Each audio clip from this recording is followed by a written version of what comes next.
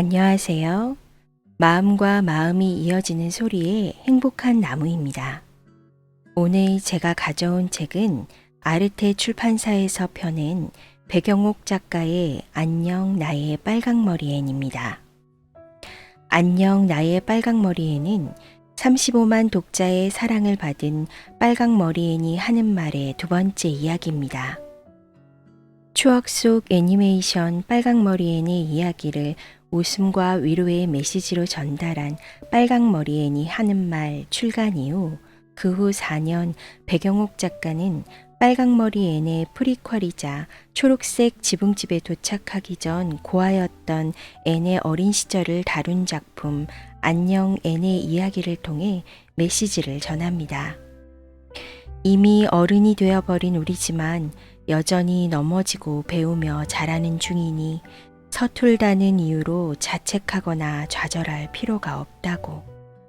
여전히 마음 여린 자신을 따뜻하게 달래주고 꼭 안아주자고 말입니다. 우리는 삶을 살아가면서 예상치 못한 슬픔과 고통의 시간을 경험하기도 합니다. 저 역시 힘든 시간을 지나가고 있을 때 이 책을 통해 위로와 힘을 얻게 되었습니다. 안녕 나의 빨강머리엔을 통해 내 안의 기쁨뿐만 아니라 슬픔까지도 모두 안아주는, 그리하여 처음으로 나를 사랑하기 시작할 용기를 주는 친구 빨강머리엔을 여러분도 만나게 되시길 바라겠습니다.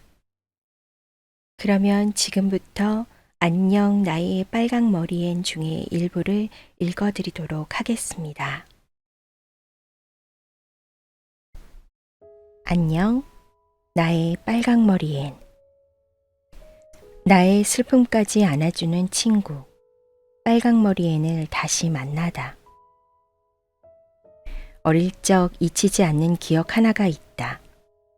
학교에 가기 싫어 차고에 종일 숨어 있다가 나온 일. 그 어두운 차고에서 쥐약을 먹은 고양이 해피의 죽음을 목격했던 일. 나는 아직 부릅뜬 그 어린 눈을 기억한다. 어떤 일들은 기억나고야 만다. 아무리 깊은 기억의 창고 속에 숨겨두어도 예고 없이 찾아와 기어이 문을 열고 만다. 그렇게 열린 문틈으로 어둠은 때때로 나를 뒤흔들곤 했다.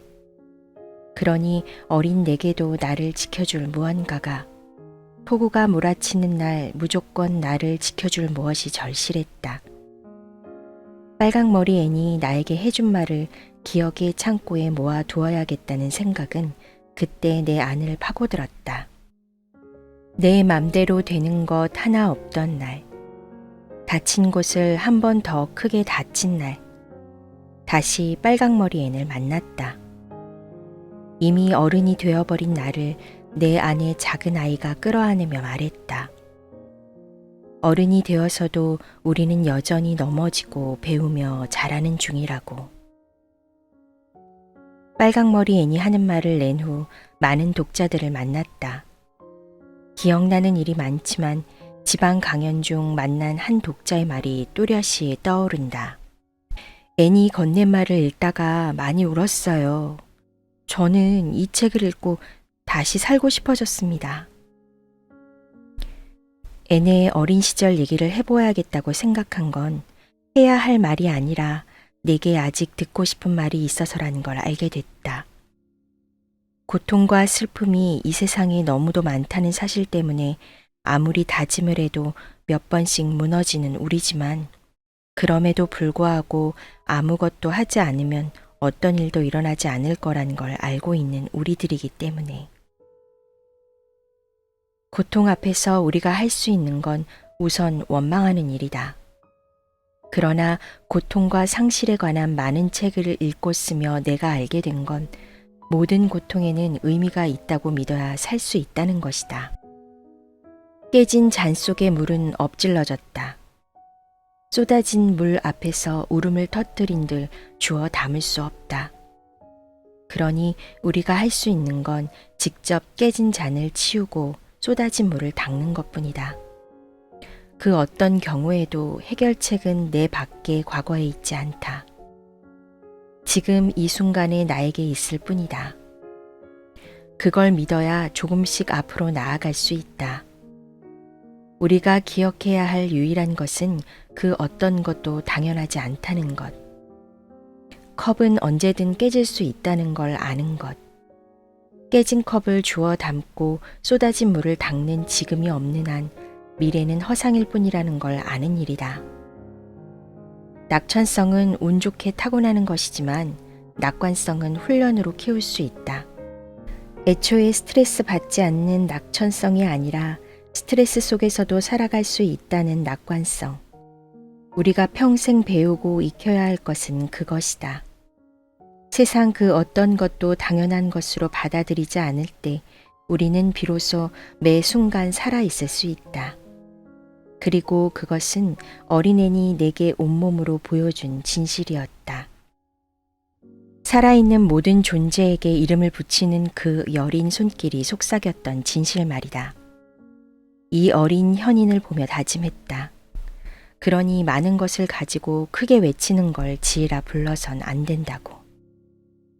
초록색 지붕집에 오기 전 빨래를 마르게 하는 바람에게도 제인이라는 이름을 붙이던 이 작은 아이의 얘기를 더 듣고 싶다고 생각한 건 힘겨웠던 과거가 지금의 애에게는 트라우마가 아닌 강한 동기가 될 것이라는 걸 믿고 싶었기 때문이다. 위안은 찾아오는 게 아니라 발견하는 일에 가깝다. 공기처럼 늘 내 곁에 머물러 있지만 사라진 후에야 기억하는 많은 것들이 그렇다.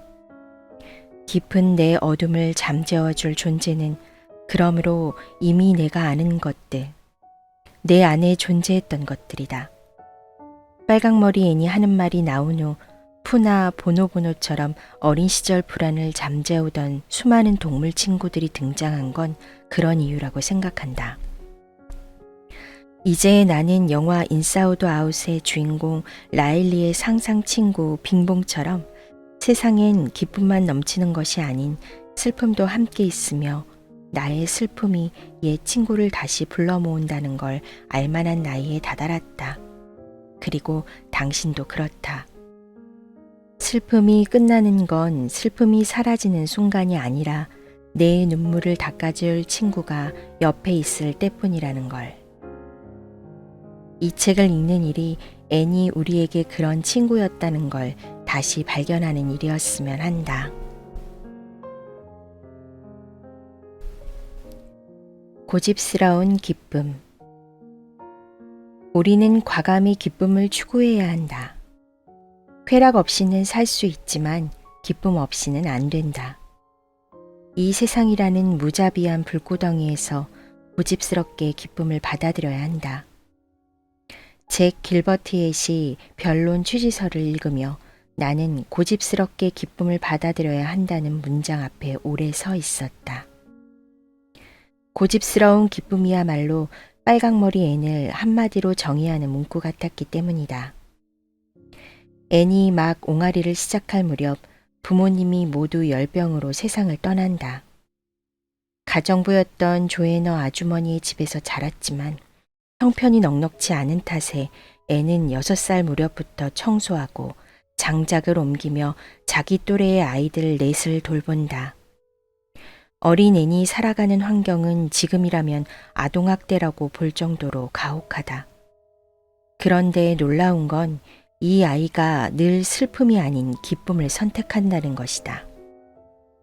앤은 하루를 힘겹게 견디는 것이 아니라 자신만의 기쁨으로 채워나간다.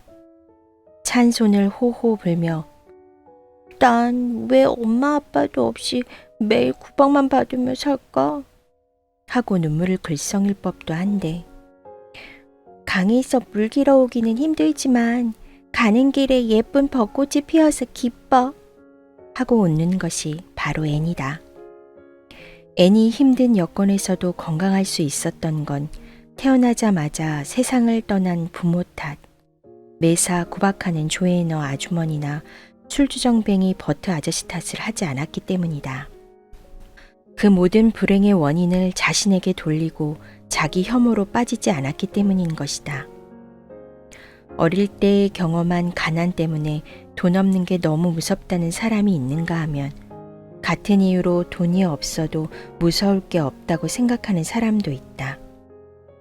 이런 차이는 왜 생기는 걸까?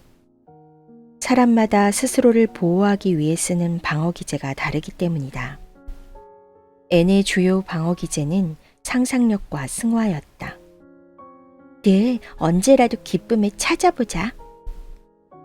자연스러운 기쁨과 고집스러운 기쁨은 다른 것이다.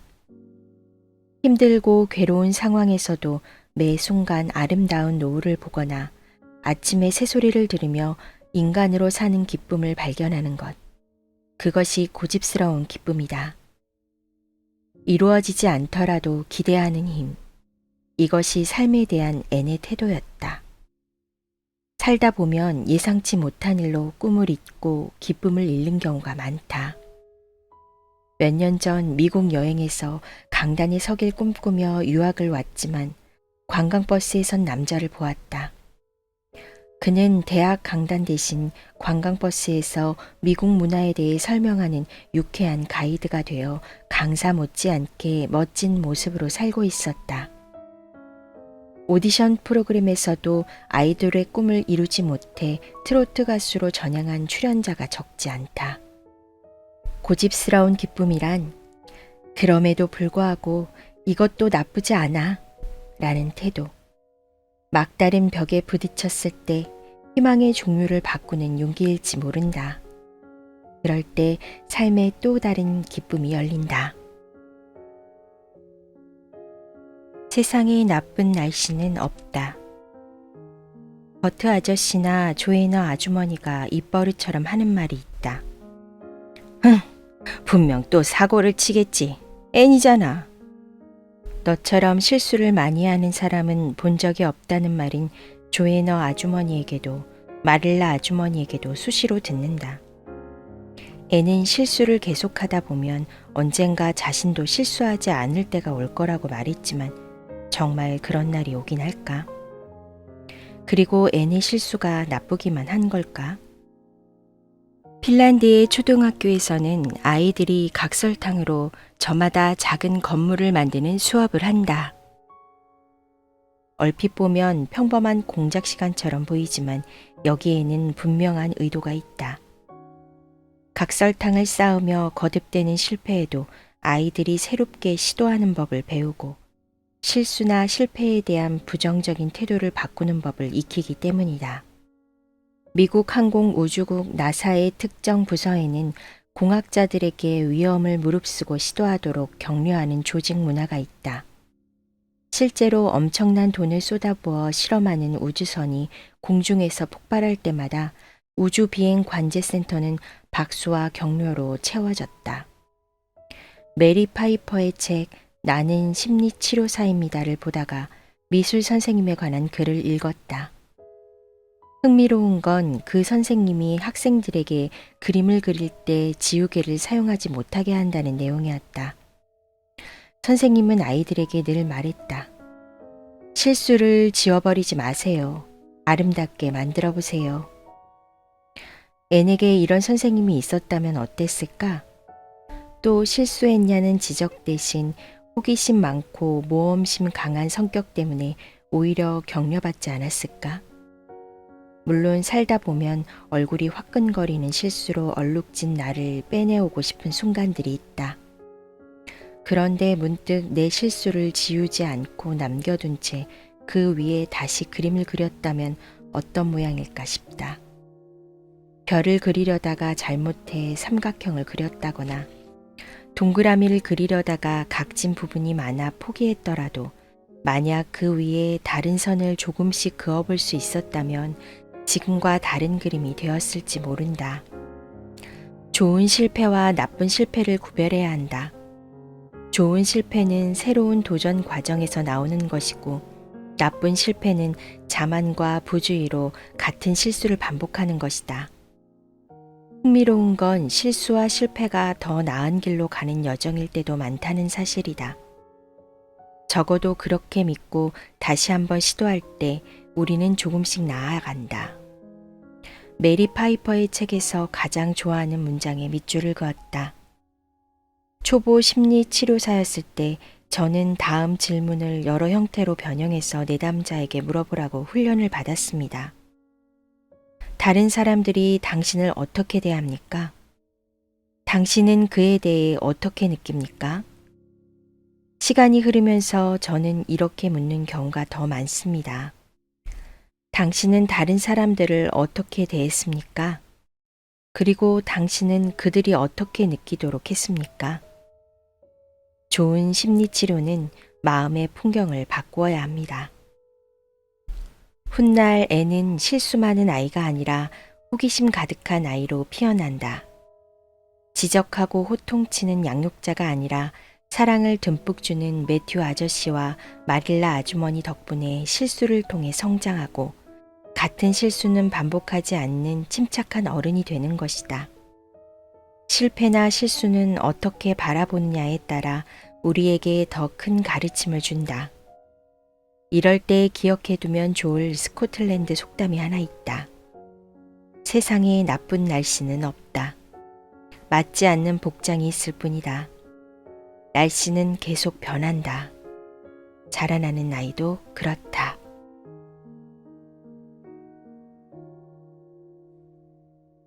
관계에도 통역이 필요하다. 일주일에 3번 집안일을 다 마치면 학교에 가도 좋다는 조애너 아주머니의 허락이 떨어지자마자 앤의 아침은 육아 전쟁 중인 워킹맘의 출근 풍경과 비슷해진다. 덕분에 앤은 지각대장이 되지만 그래도 수업 시간에 유일하게 성공을 의미하는 단어 석세스의 철자를 맞춰 핸더슨 선생님으로부터 칭찬을 듬뿍 받는다. 학습 욕구가 넘치는 앤을 유독 못살게 구는 남자애가 있는데 그 아이의 이름은 랜돌프였다. 석세스의 철자를 잘못 대답해 창피를 당한 것도 칠판 지우개를 던져 앤의 머리를 졸지에 흰색으로 만들어버린 장본인도 랜돌프였다. 소를 팔아 벼락부자가 된 랜돌프의 아버지는 아들이 가업을 잇는 대신 변호사가 되길 바라는데 덕분에 랜돌프는 적성에 맞지 않는 공부를 하느라 늘 진땀을 빼는 중이었다. 그런 랜돌프에게 매사 손을 번쩍번쩍 들며 선생님의 질문에도 적극적인 애는 자신을 비웃는 존재로 보여 사사건건 말다툼의 대상이 된다.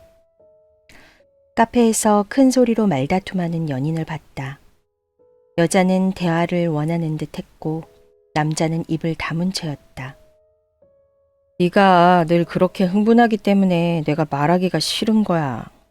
라는 그의 말은 대화를 원하는 그녀에게 분노로 돌아왔고 이 순간만 벗어나면 그만인 너는 정말 비겁한 사람이야. 라는 그녀의 말은 그를 대화에서 더 멀어지게 하는 것 같았다. 그녀는 그의 침묵에 폭발했고 그는 그녀의 흥분에 질려버린 눈치였다. 수전 케이는 콰이어트에서 세상의 많은 갈등이 실은 내향적, 외향적 사람들 사이에서 흔히 일어나는 역학관계라고 말한다. 가령 외향적인 사람은 내향적인 사람이 힘겨운 하루를 보내고 에너지를 재충전하는 일이 얼마나 필요한지 이해하기 어렵다. 또 내향적인 사람은 자신의 과묵함이 상대를 얼마나 답답하게 하는지 이해하기 힘들다. 내향적인 사람은 갈등을 풀 때 시간을 들여 해결하는 데 비해 외향적인 사람은 즉각 문제를 드러내고 빠르게 해결하려는 기질이 강하다. 외향적인 사람은 시간의 대부분을 눈앞의 목표에 할당하고 내향적인 사람은 일이 어떻게 진행되는지 파악하는 데 사용한다. 중요하게 생각하는 목표나 과정 자체가 전혀 다른 것이다. 앤과 랜돌프가 수시로 싸우기 때문에 둘 사이를 조율해야 하는 핸더슨 선생님은 무조건 화해하라고 말한다.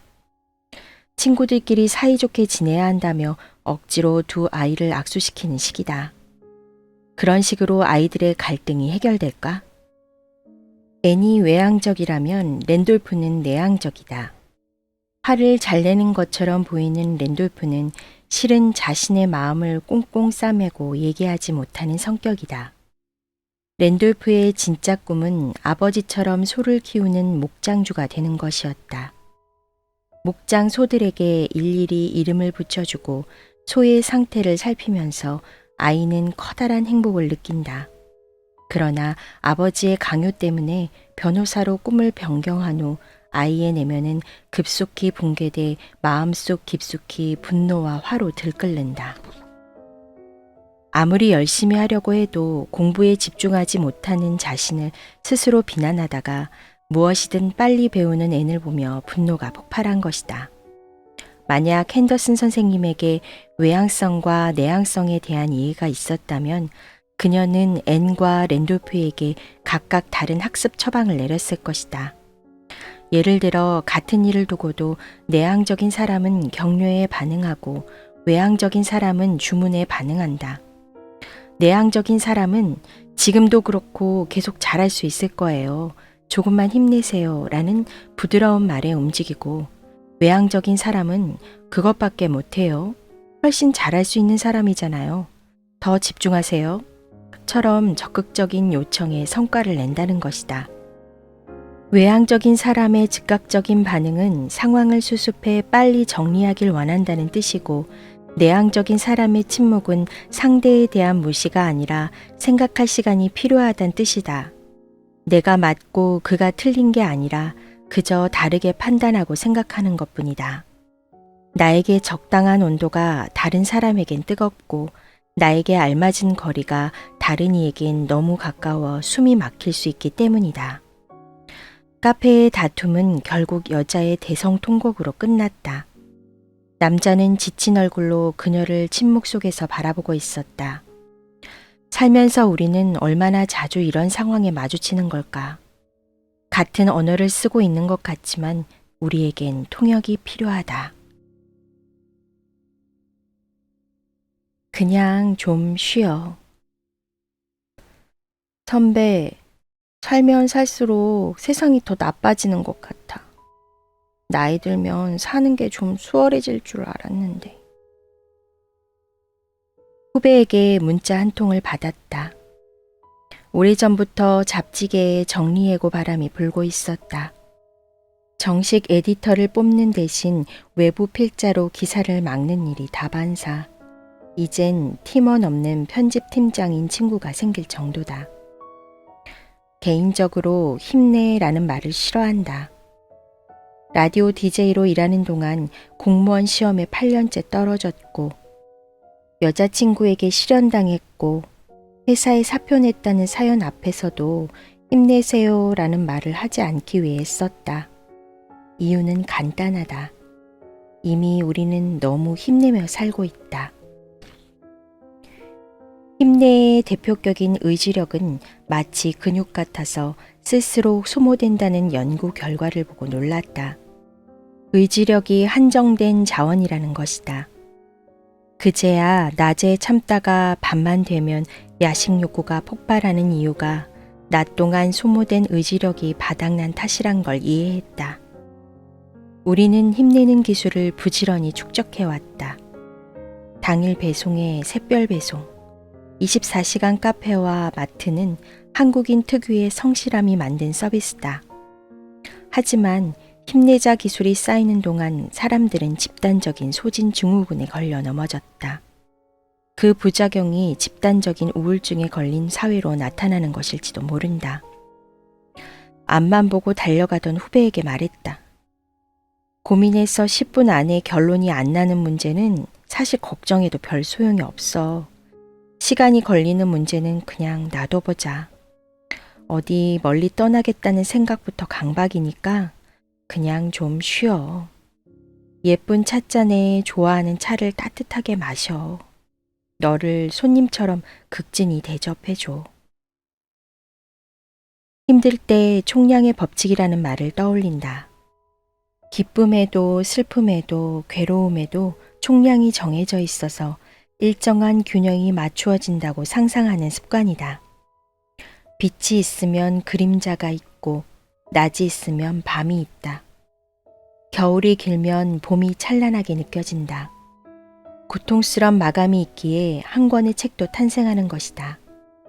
이렇게 상상하면 바늘 하나 들어갈 자리 없이 단단했던 고통도 조금씩 참을 만한 무엇으로 바뀌곤 했다. 살아가면서 나에게 오는 모든 고통을 피할 수는 없다. 고통을 빠르게 벗어나는 것만이 고통을 극복하는 법도 아니다. 중요한 건 내게 다가온 그 고통의 시간을 잘 보내는 것이다. 애는 상습 이별자다. 태어나자마자 부모님과 이별했고 여린 손가락에 굳은 살이 박힐 법한 고된 생활 중에 유일한 친구였던 엘리자 언니도 결혼 후 집을 떠났으며 조이너 아주머니 부부를 따라 이사하면서 의지했던 민튼 할머니와도 작별했다. 그럼에도 불구하고 어린 애니 생각대로 되지 않는 건 참 멋진 일 같아요. 생각지도 못했던 일이 일어나니까요. 라고 말할 수 있었던 이유는 무엇일까? 이어지는 이별에도 슬픔의 총량이 있다고 상상한 건 아닐까? 그렇게 믿었기 때문에 훗날 마릴라 아주머니에게 실패나 실수에도 끝이 있을 거라 믿으며 아주머니, 내일은 아무 실수도 하지 않는 새날이라고 생각하니 즐겁지 않으세요? 라고 명랑하게 말할 수 있었던 것 아닐까?